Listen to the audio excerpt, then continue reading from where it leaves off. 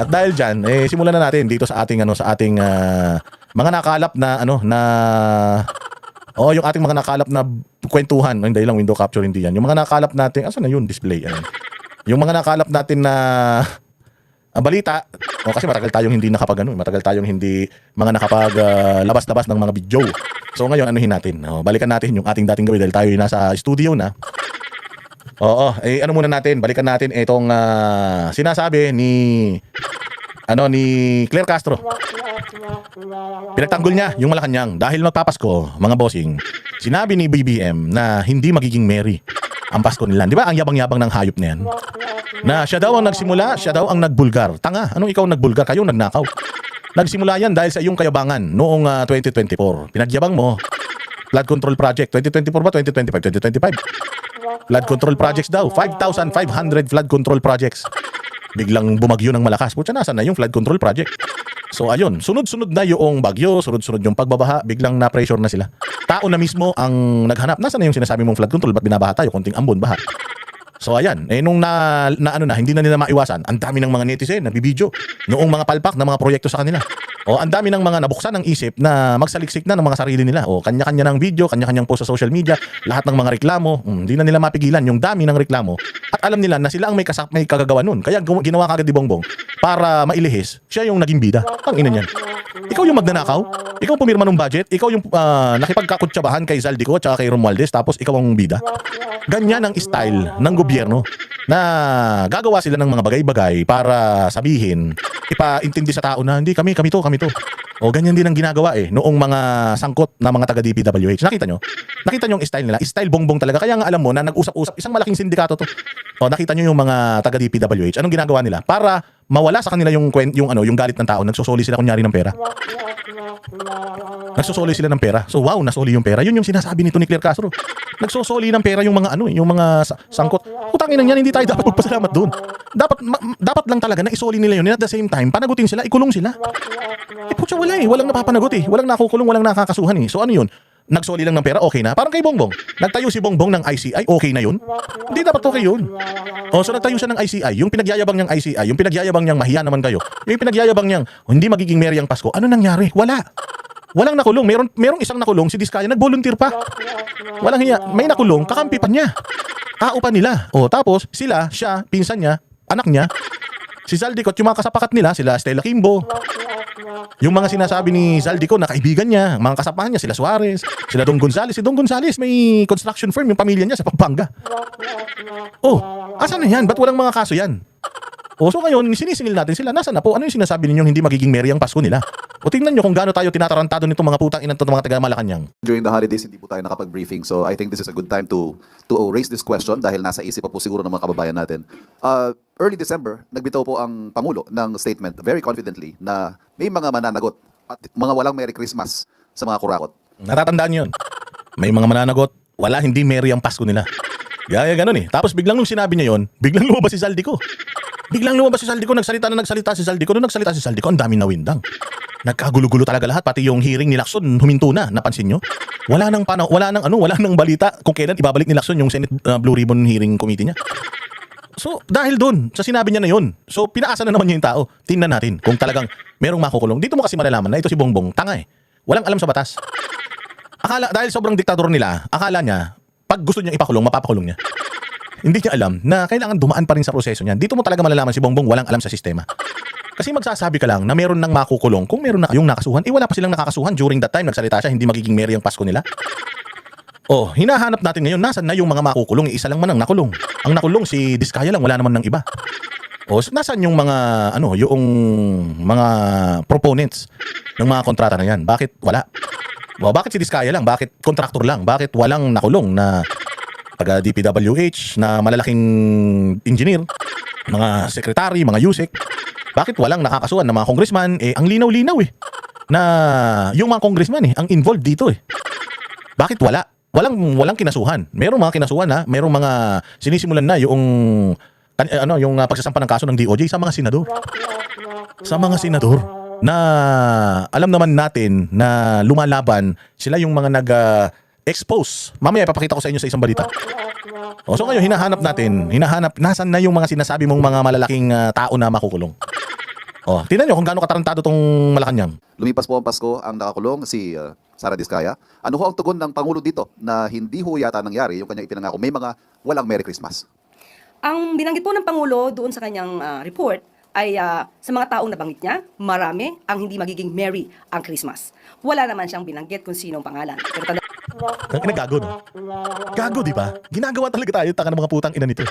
Naakala nila na naniniwala tayo sa sinasabi nila. Ito naman mga buwaka ng mga media na to, hindi nila debatihin tong tatanga-tanga na ito. So kami ang may mali. So parang ganun lagi ang sinasabi ng Malacanang eh. Mali kayo. Hindi nyo naiintindihan. Mahina ang comprehension ninyo. Kami magaling, kayo mali. Okay lang ina, di ba?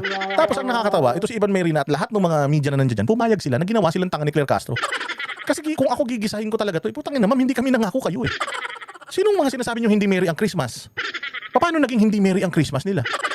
When you say hindi magiging merry ang Christmas nila, anong ibig nyong sabihin pala doon? Kasi kami, ang pagkakaintindi namin, or at least ang inaasahan namin, dahil na gumawa ng kasalanan labag sa batas etong mga taong tinutukoy ninyo, eh ang gusto namin makulong sila, makasuhan sila, or mamatay sila. Pero dito, ang sinasabi ni Claire Castro, wala namang kaming sinabing pangalan, wala namang kaming pininpoint na kung sino. Sinabi na hindi magiging merry ang Christmas nila, hindi naman namin sinabing makukulong sila. Sinabi lang namin na hindi merry ang Christmas nila, maaaring wala silang handa, maaaring nagtatais sila during mga time na yan. So, as in, ganito tayo niloloko, nililin lang tinatarantado ng Malacanang. Tapos tinatanggap nyo, kayong mga media, tinanggap nyo talaga tong sagot ni Claire Castro. Hindi nyo siya hindi nyo siya kinorek na ma'am. So, ang sinasabi nyo ba, mali kami ng pagkakaintindi na ang gusto namin makulong itong mga sinasabi ninyong mga kawatan sa gobyerno, tapos kayo hindi pala yun ang plano nyo talaga? Yung sinasabi nyo palang hindi merry ang Christmas, eh yun lang pala talaga yung gusto nyong sabihin. Literal, hindi lang merry yung Christmas nila. Pero wala pala talagang makukulong, so mali kami, ganun. Tangina no, satanas. natin, sa higit na 4 na buwan, may mga nakulong. May mga warrants of arrest na na-issue. Sino yung mga nakulong?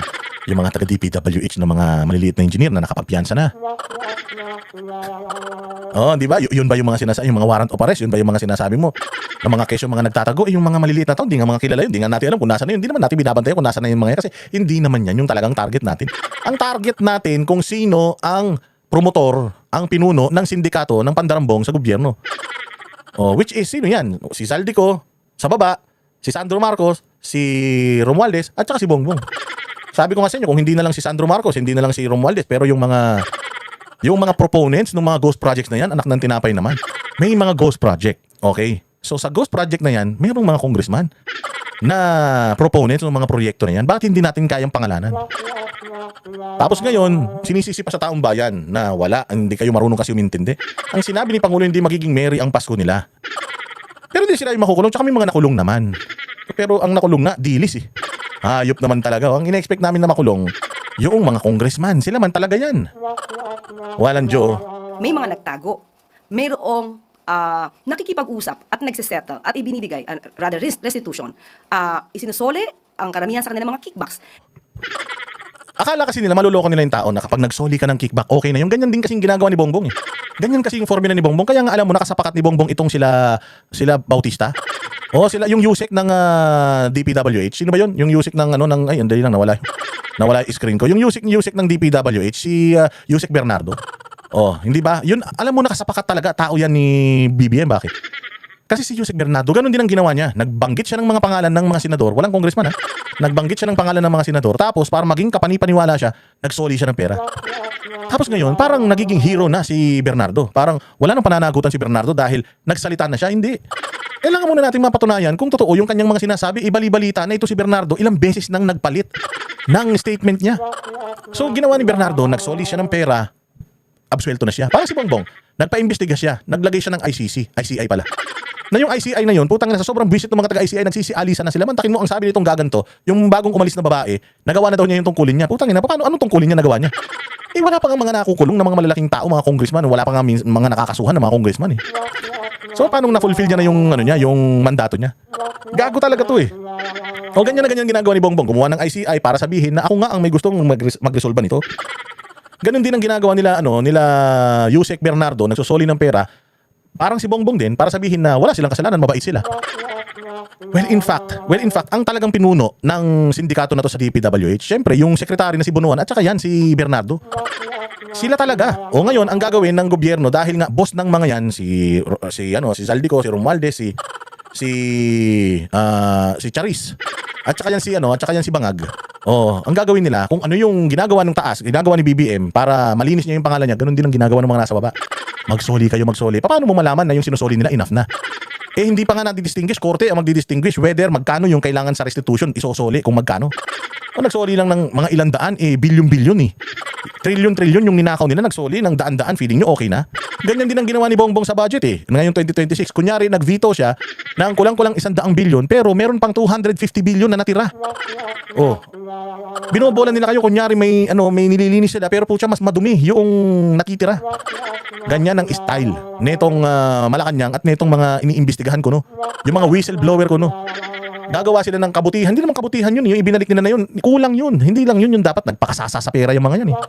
Tapos okay na sa atin yun. Huwag tayong papayag na ganun, mga boss. Na hindi naganap, never nangyari sa anumang administrasyon. Wala talaga. Never talagang mangyayari yung pagbabalik ng mga taga-DPWH ng pera sa nakaraang mga administrasyon kasi walang ganitong kalaking pagnanakaw sa mga nakaraang administrasyon.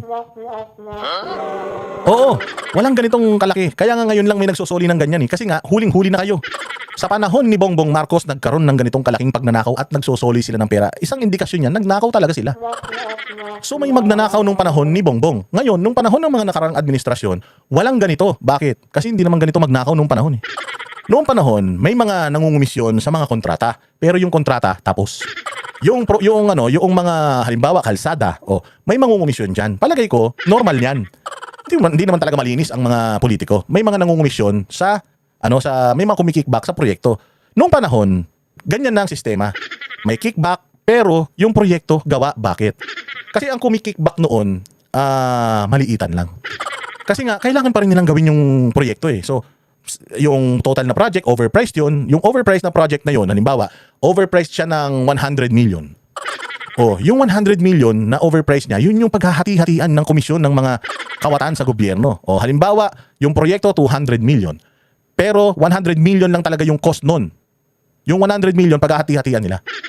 So ngayon, yung taong bayan, hindi nila mahahalata na nagkaroon ng korupsyon kasi nga, tapos yung proyekto, gawa yung kalsada, gawa yung tulay, maayos naman, napapakinabangan, hindi nila alam na may korupsyon. Nagkataon, ngayon, sobrang ganid ng gobyerno, halatang halata mo na, na nagnakaw sila. Bakit? In-overprice na nila. Imbis na yung pagpatong nila dun sa proyekto, sa presyo ng proyekto, yun lang paghahati-hatian nila, hindi. Tangina, ubusin natin. Pati yung mismong cost ng proyekto, kunin natin yung pera. Pinressure nila yung mga contractor para magbigay na kayo ng advance. Ikaw ang mananalo sa proyekto na to, bigay ka na ng advance. 25% sa akin, 25% dito, 25% putang ina niyan. Ang natira sa proyekto, 10% na lang. Ang masaklap nito, pucha, mag-aabono yung contractor. Anong gagawin ng contractor? Ay na, hindi na gagawin yung proyekto. Hindi gagawin yung proyekto, gagawa na lang ng report. Natapos yung project. Pipirmahan din ng COA. Pipirmahan din ng putang inang kung sino man. Wala na, umulan, bumagyo. Ang daming nalunod. Pucha yan. Ba't ang daming nalunod? Ba't ang daming bumaha? Sabi ni Bongbong Marcos, flood control project, 1.5 billion per day ang ginagastos natin sa flood control. Bakit binabaha? Pucha, malaman-laman mo, wala yung proyekto. Inubos nila yung pera. Nagets nyo? Kaya ngayon sinasabi mo pinagmamalaki mo Claire Castro, sapul yan sa inyo eh. Ngayong panahon na ito, nagsoli ng pera yung mga buwaka ng ina niyan kasi may ninakaw silang pera. Noong panahon noon, hindi halata na may ninakaw na pera, walang nagrereklamo masyado sa korupsyon. Bakit? Kasi yung proyekto gawa. Sinagad nyo naman kasi eh. Pinatungan nyo na yung proyekto ng in-overprice nyo na yung proyekto. Tangina, pati yung cost ng mismong proyekto, ninakaw nyo pa. Hayop kayo. Ganyang katindi. Kaya yan ang eksplanasyon kung bakit nung nakaraang administrasyon, walang nagsusoli ng pera. Ngayon, merong nagsusoli ng pera. Kasi bakit ka magsusoli ng pera noon? Gawa mo naman yung gawa naman yung proyekto. Pinatungan natin, in-overprice natin. In-approve naman ng Kongreso. Gawa yung proyekto, may kita tayo. Mali yun, pero putang ina, mas mali yung ngayon. Kasi yung ngayon, pati yung proyekto, yung pera na para sa proyekto, puta pinaghati-hatian nyo. Pinaghirapan ng taong bayan na bunuin yung budget para dyan. Tapos puta kinatkom nyo lahat. Ang daming mga ngayon, mga anak ng kontraktor, anak ng congressman, anak ng board member, anak ng ganito, ng ganyan, mga nasa gobyerno. Puta kung mamuhay sa ibang bansa, grabe. Kung magparty, anak ni Tulfo, grabe. Kung puta uminom ng alak, hindi na nilalagay sa baso, sa bote na tinutungga. Makikita ninyo, yung panahon ba nung nakaraan, may nakikita ka bang senador na katulad ni Rapi Tulfo na pucha, mga from head to toe, naka-signatured na mga damit yan. Tapos, pucha, kung saan-saan lupalop, mga naka-private jet pa. Kaya makitang ganyan noon, ngayon lang. Kasi sumubrang kapal ng mga mukha ninyo. Sa administrasyon lang po ni Pangulong Marcos, nangyayari ang mga ito. Umamin na siya. na sa panahon ni Marcos lang nangyayari ang mga ito. O, nangyayari sa panahon ni Marcos ang mga ito pagsusoli ng pera kasi mga magnanakaw sila. Walang nagsori nung panahon, nung mga nakaraan kasi komisyon lang ang kinuha nila. Hindi sila kumuha ng putang ina buo. May konsensya pa sila, mga kawatan din sila, pare-pareho, pero may konsensya sila, may proyekto pa rin kahit pa paano ngayon. Wala talaga ghost eh. Pag sabi po niya na mayroong mga taong hindi magiging merry ang Christmas, yung mga nakulong po, definitely, hindi naging merry ang Christmas. Pero hindi pa naman po natatapos ito. Kung meron pang inaabangan ng mga tao, meron din pong inaabangan ng Pangulo. Hinintay din po ang Pangulo ang mabilis ang resolusyon na magbumula sa Ombudsman at sa DOJ.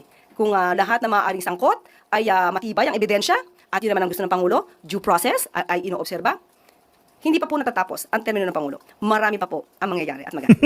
Marami pa kayong nanakawin kamo. Marami pa kayong kukulimbatin. Oh, sabi ko nga sa inyo, ibang klase, wala nang kaluluwa ito si Claire Castro. Wala nang konsensya tong tao na to. Mantakin mo, sa dami ng mga namatay dahil dito sa korupsyon na to. Putya, nagagawa niya pang magsinungaling. Grabe ito, sa impyerno mapupunta ito. Palagay ko yung ano nito, selda nito, nire-ready na ni Akop. Oh, maniwala kayo.